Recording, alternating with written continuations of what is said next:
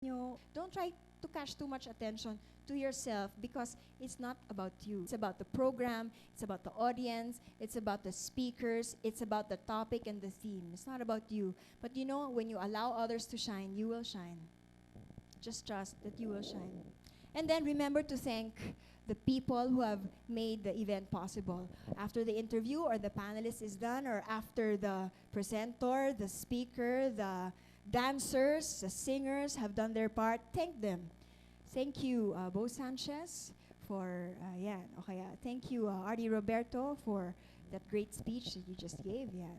So, mag-thank you ka. Tapos magpasalamat ka rin sa sponsors that have supported the show, pati sa mga technical crew. Yan, magpasalamat ka dyan. At syempre, pasalamatan nyo rin yung audience. Thank you so much for having me here. It's been great being your host for tonight. You've been such a great audience. I had so much fun being with you. Or kung meron kayong co-host, thank you, Paolo. I really had fun hosting with you tonight. Yan. It's been a pleasure, Miriam. Usually, mga ganyan. And then you end, kunyari, Speaker Idol. And that has been Speaker Idol #1. Thank you so much. See you next year for Speaker Idol Season 2. Yeah, so you have to lead them in to what they can expect for the next season, or if it's a TV show, the next show that's coming up after your own show. Things like that. If it's an event and there's a band playing, you tell them, so watch out for, ano bang magandang band ngayon? Yung mga sikat ngayon? Ha? O kaya, kung si Sarah Geronimo, tsaka si Bamboo, ayan, perform, watch out for Bamboo, mga ganyan. Or the night is young and so are we. Let's enjoy the night. I'm going to leave you with this so-and-so band. Good night and God bless. Yung mga ganyan. So kailangan mag-memorize din kayo, or just pick a few lines for you to remember in your toolbox para you know what to say when you're given an opportunity to host an event. Next. Manager or booking agent? Gusto nyo ba kumuha ng manager? Okay, that's an option for you. If you get a manager, they usually charge 20 to 30%. Or if you want a booking agent, they will charge you mga 10% lang. But what do? Kung manager yan, they will market for you. They're supposed to help you with your career, help you grow. Kung booking agent yan, and they also serve as your booking agent. What do? They manage your calendar. They talk to your client. They negotiate the fees for you. They come up with an engagement contract for you. It's more professional that way. And then they send you someone, an assistant, a personal assistant, to go with you to the event. Those are the benefits that I get from my manager. Kung kailangan nyo ng tax withholding certificate from your client, they'll be the ones to follow up for you. Or if it's a check, sila yung magkokolekta ng cheque or ng pera para sa inyo para hindi kayo. Yan. O kaya, sariling sikap. Diba? Kung gusto nyo rin, kayo mag-manage, pero wag nyong gawin yon. Kasi nga, mahirap mag-negotiate for a higher fee pag kayo nang tinatanong. Mahirap eh. Minsan, bibigyan nyo na lang ng maliit. Pero, a manager will help you get better rates. Yan, show me the money. How much does a host get paid? Kung gusto mo, libre din for practice.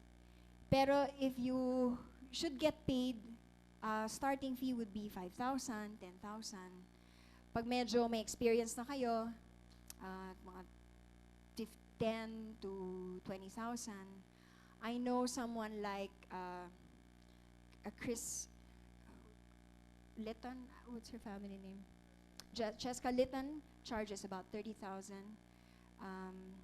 My rate is for corporate events about 80 to 100.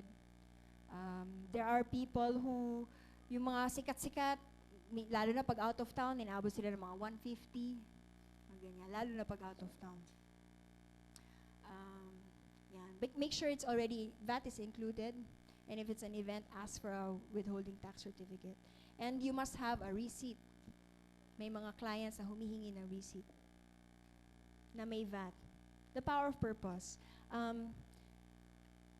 You need to ask yourself, why are you on stage? Why do you need to speak?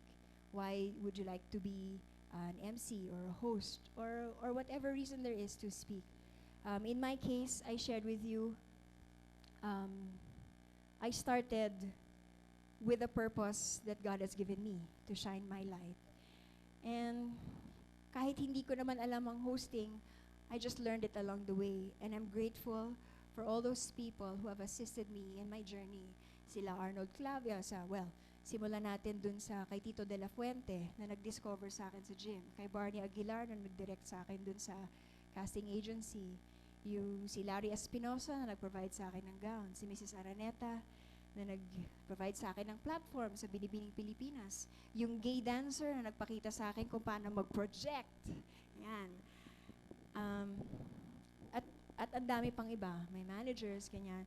Let us always remember that for you to shine or become a star, it's never hindi lang isang tao, hindi lang ikaw ang nagiging dahilan kung bakit ka umabot sa stage, bakit ka umabot kung nasan ka ngayon. It's usually because you have a team working with you, supporting you, lifting you up. And you must always remember what they've done for you. Lagi kang babalik sa dahilan kung bakit ka ganyan at sa mga taong tumulong sa'yo on your way up. And in my case, the purpose for me was, when I shared with you that verse, diba? A lamp is best appreciated when it is not under a bowl, but on a stage to shine their light. There's much to share about purpose, but once you know your purpose, then you develop your passion. Kahit pagod ka na, kahit puyat ka, kahit may sakit ka, basta may trabaho ka and you've committed to do the job, you'll be passionate about it. You'll give 100%. Next, proper practice leads to perfection. Minsan kasi may mga tao nagpa-practice, hindi naman tama yung pinapractice. So you need to practice in order to perfect it. Next, perseverance. Sa simula, maaring hindi ka magaling na host, gaya ko noon. Unang hosting job ko, ang tining-tining ng boses ko. Pero eventually, I learned how to modulate my voice, and then I learned how to, do the ropes, host an event, give life to a script. Ngayon, I'm still growing. Next step sa akin, mag-aral ng script writing, di ba? Para alam ko na, kung wala mang script, nakakayanan ko. So perseverance is just, continue to know your purpose, give your whole heart into it, and just persevere, persevere, and persevere. Because with perseverance leads to provision.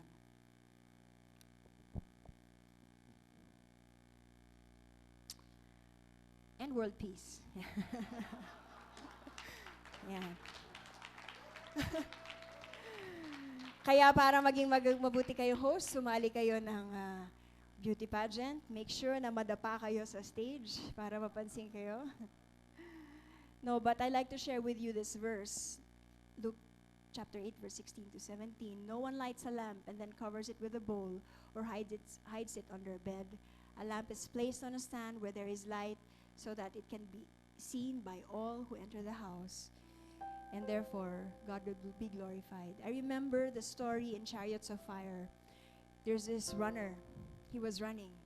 And for miles and miles and miles, he would run. But he said, when he was interviewed, sabi niya, why do you run? He said, when I run, I feel God's pleasure. Yan. And when you're given gifts, when you're given talents, when you're given a purpose, and when you're given a message to share, you must give it. You must and shine your light because God will provide opportunities for you because that gift, that message, that purpose is from Him. You must use it. We must learn to be good stewards of the gifts that are given us.